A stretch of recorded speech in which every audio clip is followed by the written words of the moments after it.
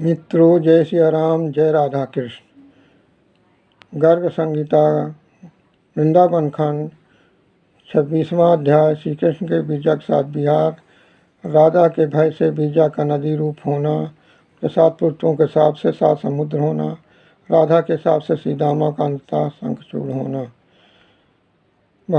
राजा बहुलास ने पूछा, महामर्त्य दिवस से आप पारावर वेताओं में श्रेष्ठ हैं।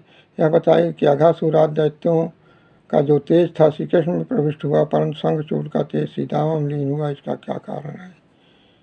इसका अद्भुत चरित्र मुझे सुनाइए। तब नारद जी बोले, महामते नरेश, यह पूर्व काल में घटित गोलोक धाम का वृत्तांत है। श्री नारायण ने अपने मुख से मुझे सुनाया था।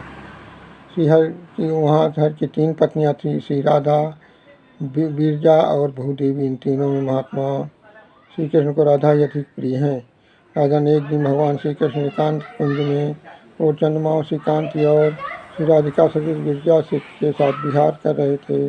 सखी के मुख से बिरजा के साथ विहार करने की बात सुनकर श्री राधा के मन में खिन्नता हुई और सपत्नी के सब सुनकर दुख हुआ।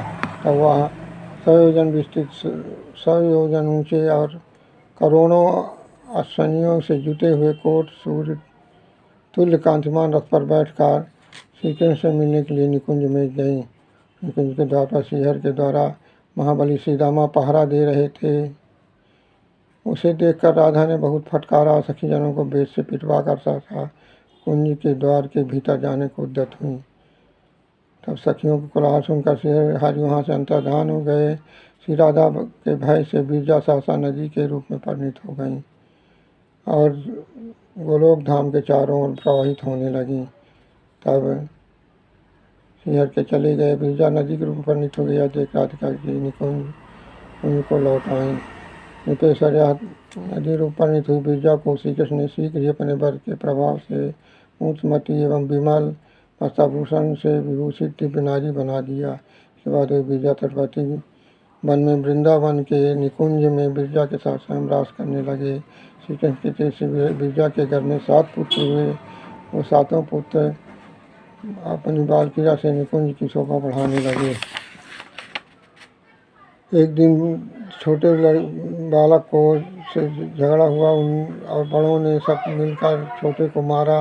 तब वह बिरजा के पास आ गया, माता गोद में चला गया। सती बिरजा पुत्र को आश्वासन दे दुलारने लगी। तब वह साक्षात भगवान से वहाँ से अंतर्धान हो गए। तब कृष्ण के विरह से व्याकुल हो रोष से अपने पुत्र को साथ दे दिया, तुम्हारे कारण तुम्हारे कारण से कृष्ण से वियोग हुआ है, अतः तुम जल हो जा। फिर अपने बड़ों को साथ देते हुए कि तुम सबके सब झगड़ालू हो, पृथ्वी पर जाओ, जल होकर रहो। तुम सबकी पृथक प्रगति होगी, एक दूसरे से कभी न मिल सकोगे। सदा ही प्रलय काल में तुम्हारा नैमित्तिक मिलन होगा। नारद जी कहते हैं कि राजा ने इस प्रकार माता के साप से सब पृथ्वी पर गए। राजा प्रियव्रत के रथ के पहियों की बनी हुई परिशाखाओं के सम्मिष्ट हो गए। पुत्रों के चले जाने पर बिरजा को स्नेह से अत्यंत व्याकुल हो गई। तब विरहिणी प्रिया के साथ श्री कृष्ण को वर दिया, भीड़ तुम्हारा कभी मुझसे वियोग नहीं होगा। तुम अपने तेज से पुत्रों की रक्षा करती रहोगी। विदेहरा तदनंतर राधा को विरह दुख से अति जान श्याम सुंदर श्रीहर स्वयं सीदामा के साथ निकुंज में गए।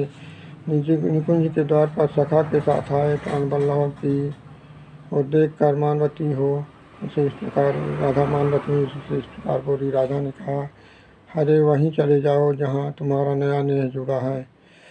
बिरजा तो नदी हो गई है, अब तुम्हें उनके सन्नद्ध हो जाना चाहिए। जाओ उसी के कुंज में रहो, मुझसे तुम्हारा क्या मतलब है? नारद जी कहते हैं, राजा ने आसन करो। भगवान बिरजा के निकुंज में चले गए। तब श्री कृष्ण के मित्र सीदामा ने राधा से रोषपूर्वक कहा। सीदामा बोला, राधे श्री कृष्ण साक्षात पूर्णतम भगवान हैं। वे स्वयं असंख्य ब्रह्मांडों के अधिपति और गोलोक के स्वामी के रूप में विराजमान है। प्रार्थना श्री कृष्ण तुम जैसी करोड़ों शक्तियों को बना सकते हैं, तुम उनकी निंदा करती हो, ऐसा मान न करो। श्री राधा बोली, ओ मूर्ख, तुम बाप की स्तुति करता है, माता की निंदा करता है, दुर्बुद्धि, तुम राक्षस हो जा, गोलोक से बाहर चला जा।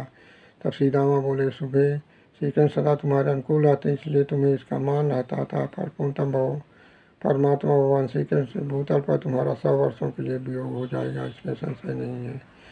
नारद जी कहते हैं कि राजा ने इस प्रकार परस्पर साप लेकर अपनी ही करनी से भयभीत हो जब राधा और श्री रामाचंद्र चिंता में डूब गए तब भगवान श्री कृष्ण वहाँ साक्षात प्रकट हो गए। राधे तब भगवान ने कहा, राधे मैं अपने नियम को तोड़ सकता हूँ किंतु भक्तों के नियम को नहीं तोड़ सकता। कल्याणी रात के शोक मत करो, मेरी बात सुनो। वियोग काल में भी प्रतिमा से एक बार तुम्हें मेरा दर्शन हुआ करेगा। और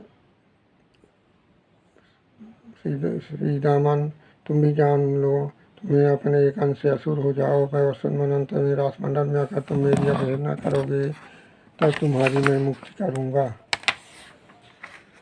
श्री नारद जी कहते हैं कि इस प्रकार महत्व श्री दामा के पूर्व काल में यक्ष लोग सुधन के घर जन्म लिया हुआ शंखचूड़ नाम से विख्यात हो अक्षर कुबेर का सेवक हुआ। यही कारण कि शंखचूड़ की जो श्री दामा में विलीन हुई। राजा मनोहर वृंदावन खंड मैंने तुम्हारे सामने कहा, जो नरश्रेष्ठ इस चरित्र का श्रवण करता है वह पुण्यतम परम पद को प्राप्त होता है।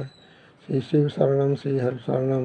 वृंदावन खंड संपूर्ण से